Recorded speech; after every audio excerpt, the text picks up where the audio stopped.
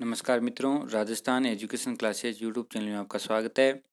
एक महत्वपूर्ण खबर राज्य निर्वाचन आयोग की ओर से 90 नगरीय निकायों के आम चुनावों के कार्यक्रम की घोषणा आज कर दी गई है और इसके साथ आचार संहिता भी लागू हो गई है। ये आपको दिखाई दे रहा है इधर, दिनांक 5/1/2021 यानी आज ही अभी जस्ट 90 नगरीय निकायों के आम चुनाव के कार्यक्रम की घोषणा हुई है और इसको मैं आपको डिटेल में बता देता हूँ थोड़ा। राज्य की 20 जिलों की 87 नगरीय निकायों के आम चुनाव होने शेष है। इसके अतिरिक्त राजसमंद जिले की नगर परिषद, राजसमंद और टोंक जिले की नगर पालिका, मालपुरा और टोडा रायसिंह का कार्यकाल भी माह जनवरी 2021 में समाप्त हो रहा है। इसी प्रकार आयोग द्वारा कुल 90 नगरीय निकायों के आम चुनाव किए जाने हैं। माननीय उच्च न्यायालय मुख्य पीठ जोधपुर ने DB सिविल रिट पिटीशन संख्या 10-399/2020 ओम प्रकाश बनाम राज्य में दिनांक 16/12/2020 को आम चुनाव से शेष रही उक्त 87 नगरीय निकायों के आम चुनाव दिनांक 15 फरवरी 2021 तक कराने के निर्देश दिए, यानी 15 फरवरी 2021 तक करवाने के निर्देश दिए गए हैं। उक्त 90 नगरीय निकायों के आम चुनाव के दौरान पुलिस बल की उपलब्धता एवं कानून व्यवस्था की स्थिति बनाए रखने के संबंध में आयोग द्वारा दिनांक 17/12/20 को गृह विभाग एवं पुलिस महानिदेशक के साथ बैठक की गई। उक्तानुसार आयोग ने 20 जिलों की कुल 90 नगर निकायों के आम चुनाव कराने का निर्णय लिया गया है। तो 20 जिलों के 90 नगर निकायों के आम चुनाव कराने का फैसला लिया गया है। 90 नगरीय निकायों में एक नगर निगम यानी एक नगर निगम, 9 नगर परिषद और 80 नगर पालिका, कुल 90 नगरीय निकायों की सूची प्रशिष्ट ए पर संलग्न की गई है। यानी इसमें आपको एक तो नगर निगम, 9 नगर परिषद और 80 नगर पालिका शामिल है। कुल 90 नगरीय निकायों में ये चुनाव होंगे। आगे डिटेल में जानेंगे 90 नगरीय निकायों के आम चुनाव के लिए कार्यक्रम क्या रहेगा। इस कार्यक्रम को भी बता देते हैं। लोक सूचना जारी करने की तिथि 11 जनवरी 2021। नामांकन पत्रों को प्रस्तुत करने की अंतिम तिथि यानी नामांकन भरने की तिथि है जो प्रत्येक दिवस को प्रातः 10:30 बजे से अपराह्न 3 बजे तक। ये 15 जनवरी 2021 से कार्यक्रम शुरू होगा। यानी नामांकन पत्र प्रस्तुत करने की अंतिम तिथि है 15 जनवरी 2021 और नामांकन पत्रों की समीक्षा की तिथि है 16 जनवरी 2021 शनिवार प्रातः 10 बजे से। अभ्यर्थिता वापस लेने की तिथि है 19 जनवरी 2021 मंगलवार 3 बजे तक। चुनाव चिन्हों का आवंटन है 20 जनवरी 2021 और मतदान की तिथि है जो सबसे इम्पोर्टेंट है 28 जनवरी 2021। तो मतदान की तिथि 28 जनवरी 2021 निर्धारित की गई है। यानी मतदान का समय 8 से 5 बजे तक रहेगा और मतदान की तिथि रहेगी 28 जनवरी 2021 और मतगणना की तिथि एवं समय है 31 जनवरी 2021 रविवार को प्रातः 9 बजे से मतगणना शुरू होगी। तो ये संपूर्ण जनवरी का टाइम टेबल है जो कि 11 जनवरी को लोक सूचना जारी होगी। नामांकन पत्रों को प्रस्तुत करने की अंतिम तिथि 15 जनवरी और मतगणना की अंतिम तिथि 31 जनवरी 2021।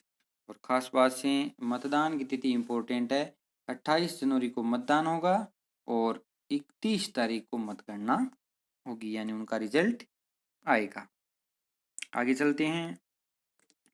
अध्यक्ष के लिए लोक सूचना जारी करने की तिथि यानी जो नगर पालिका अध्यक्ष होता है, नगर निगम का अध्यक्ष किसे बना जाएगा, उसके लिए अधिसूचना और जारी की गई है। लोक सूचना जारी करने की तिथि 1 फरवरी 2021 यानी 28 को चुनाव होगा और उसके बाद में 1 को अध्यक्ष के लिए लोक सूचना जारी होगी। नामांकन पत्रों को प्रस्तुत 2 तारीख को नामांकन फॉर्म भर सकते हैं अध्यक्ष पद के लिए नामांकन पत्रों की समीक्षा होगी 3 फरवरी, अभ्यर्थना वापस लेने की 4 फरवरी और चुनाव चिन्हों का आवंटन 4 फरवरी और मतदान की तिथि व समय 7 फरवरी और मतगणना की तिथि 7 फरवरी 2021 रविवार को मतदान समाप्ति के तुरंत पश्चात, यानी मतगणना उसी दिन हो जाएगी। तो अध्यक्ष पद के लिए 7 फरवरी को अध्यक्ष चुना जाएगा और मतदान की तिथि 28 जनवरी और मतगणना 31 जनवरी को होगी। अध्यक्ष पद के लिए यह है, यानी नगर पालिका अध्यक्ष हो, नगर निगम का अध्यक्ष हो, उनके लिए 7 फरवरी को चुना जाएगा अध्यक्ष। उपाध्यक्ष के लिए 8 फरवरी निर्वाचन की तिथि, बैठक प्रारंभ 10 बजे, नामांकन पत्रों का प्रस्तुतिकरण 11, नामांकन पत्रों की समीक्षा 11:30, अभ्यर्थना वापिस 2 और मतदान यदि आवश्यक हुआ 2:30 से 5 और मतगणना उसके पश्चात, यानी कि 8 फरवरी को उपाध्यक्ष का, नगर पालिका जो उपाध्यक्ष होता है, नगर निगम का उपाध्यक्ष होता है, उसके लिए 8 फरवरी होगा। मतदाताओं का विवरण, नव नगरीय निकायों के लिए तैयार की गई निर्वाचक नामावली के अंतिम प्रकाशन के समय कुल मतदाताओं का विवरण निम्नानुसार है। पुरुष 15,11,260, महिला 14,40,568, अन्य 62 है। कुल 29,51,835 ये टोटल मतदाता है। आगे अगर कोई महत्वपूर्ण जानकारी हो तो आपको बता देते हैं कि जिसकी उम्र 1-1-21 को 18 वर्ष हो गई है, उनके नाम भी सम्मिलित करते हुए आयोग द्वारा निर्वाचक नामावली को अर्ता तिथि 1 जनवरी 2021 के आधार पर अपडेट कर दी गई है। निरंतर अद्यतन प्रक्रिया के दौरान प्राप्त होने वाले आवेदनों के निस्तारण के पश्चात मतदाताओं की संख्या में परिवर्तन संभव नहीं है। वार्डों एवं मतदान केंद्रों का विवरण, आयोग द्वारा इन 90 नगरीय निकायों की मतदाता सूची तैयार करते समय कोविड-19 महामारी को दृष्टिगत रखते हुए मतदान केंद्र में मतदाताओं की संख्या लगभग 750 रखी गई है। तदनुसार मतदान केंद्र स्थापित किए गए। इन निकायों के वार्डों एवं मतदान केंद्रों का विवरण निम्नानुसार है, यानी एक बूथ पर 750 व्यक्तियों का ही वोट डाला जा सकता है, इससे ज़्यादा वोट डाले नहीं जाएंगे। इलेक्ट्रॉन वोटिंग मशीन, ईवीएम के थ्रू ही वोट किए जाएंगे। तो ईवीएम है, ईवीएम के थ्रू ही वोट डाले जाएंगे। आगे देखो मतदान का समय क्या रहेगा। मतदान का समय 8 बजे से साढ़े 5 बजे तक रखा गया है और मतदाता की पहचान के लिए, यानी मतदान करने वाले जो व्यक्ति है उनके लिए 11 दस्तावेज जारी किए गए, जो कि नीचे दिए गए। इनको आप पढ़ लेना कि कौन कौन से जो दस्तावेज है उनके माध्यम से आप मतदान कर सकते हो। ये सब बूथ पर सैनिक पेंशन आएगी, बूथ पर सैनिक विधवा आश्रित प्रमाण पत्र, वृद्धावस्था पेंशन आदेश, विधवा पेंशन, ये सब के सब दिए गए है। मतदाता सहायता, राज्य निर्वाचन आयोग द्वारा निर्वाचन नामावली में संबंधित पृष्ठि, मतदाता नाम, वार्ड नंबर, मतदाता क्रमांक आदि की सहायता के लिए एक हेल्पलाइन नंबर शुरू किया गया है। इसके ऊपर आप इस मोबाइल नंबर के आप SCC वोटर अंकित करके स्पेस देने के बाद अपना IPIC नंबर डालकर और अपना पता कर सकते हो कि मेरा वोट कहाँ पर गिरेगा। इसके अलावा नगर निगम एवं नगर परिषद के मामलों में मतदाता दिवस पर मतदान के समीप मतदाताओं की सहायता के लिए मतदान सहायता केंद्र स्थापित कर प्रत्येक सहायता केंद्र पर एक बूथ लेवल अधिकारी स्तर के कार्मिक को नियुक्त किया जाएगा। इन सहायता केंद्रों पर मतदाताओं को मतदाता सूची में उनका क्रमांक एवं बूथ संबंधी जानकारी उपलब्ध करवाई जाएगी। आगे चुनाव कार्य हेतु नियोजित होने वाले कार्मिकों का विवरण, इसमें लगभग 30,000 कार्मिकों की आवश्यकता होगी। तो 30,000 कार्मिकों की आवश्यकता होगी जो चुनाव करवाएंगे। चुनाव प्रक्रिया के परीक्षण हेतु परीक्षकों की नियुक्ति की जाएगी। ये चुनाव आयोग का काम है। चुनाव नियंत्रण कक्षों की स्थापना करना, ये नियंत्रण कक्ष है जो चालू रहेंगे। 3 नंबर दिए गए आपको। ये प्रातः 8 बजे से 10 बजे तक चुनाव वाले दिन इनका समय रहेगा, उसमें कोई भी व्यक्ति कॉल कर सकता है। अभ्यर्थियों के लिए चुनाव की खर्च सीमा यहाँ निर्धारित की गई है। नगर निगम सदस्य के लिए सीमा 2.5 लाख रुपए और नगर परिषद सदस्य के लिए 1.5 लाख रुपए और नगर पालिका सदस्य के लिए 1 लाख रुपए की निर्धारित सीमा की गई है। और मतदान परिणाम की घोषणा के 15 दिवस के भीतर विभिन्न प्रारूप में संबंधित जिला निर्वाचन अधिकारी उसके द्वारा पदाधिकारी को प्रस्तुत करना आवश्यक होगा। तो ये खर्च सीमा है 2.5 लाख, 1.5 लाख और 1 लाख।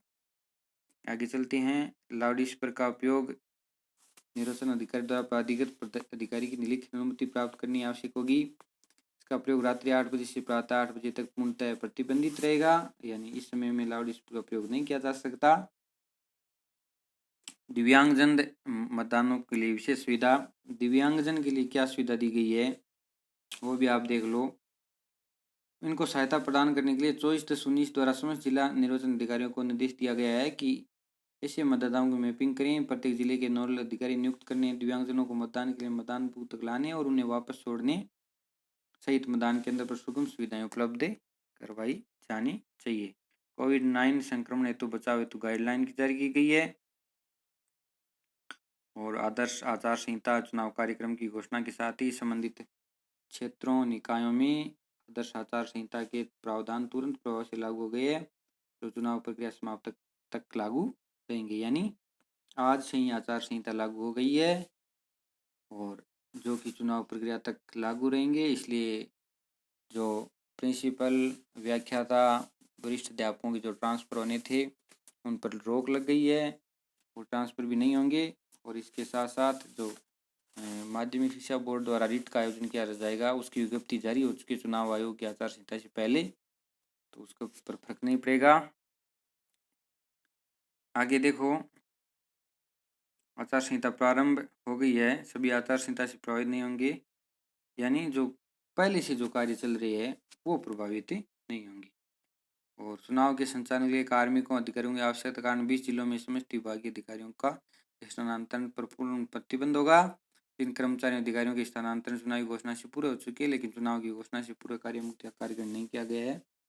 तो स्थानांतरित कर्मचारी अधिकारी दिनांक 7/1 कार्य मुक्त होकर नवीन पदस्थापन स्थान पर ग्रहण कर उन्हें छूट दी गई है, 7 जनवरी तक वो ग्रहण कर सकेंगे। और इसके बाद राज्य निर्वाचन आयोग 90 नगरीय निकाय कौन कौन से है। अजमेर में आप देख लीजिए,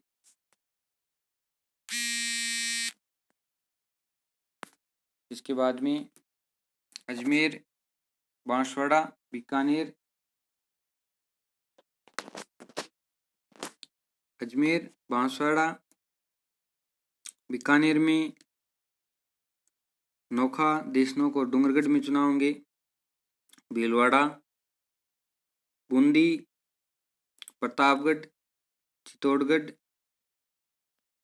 चूरू में देखो रतनगढ़, नगर परिषद सुजानगढ़, नगर पालिका सरदारसर, नगर पालिका छापर, नगर पालिका बिदासर, नगर पालिका रतननगर और नगर पालिका तारानगर और नगर पालिका राजलदेसर में चुनाव होंगे।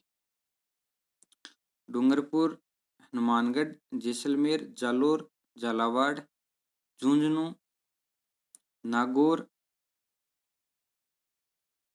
इसके बाद पाली, राजसमंद, सीकर, टोंक और उदयपुर, इन सब में चुनाव होने। तो आप देख लीजिए अपने हिसाब से कि आपका कौन सा स्थान है, वहाँ किसके चुनाव होंगे।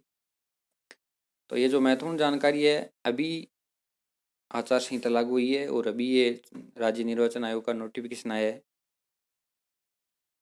तो ये वीडियो आपको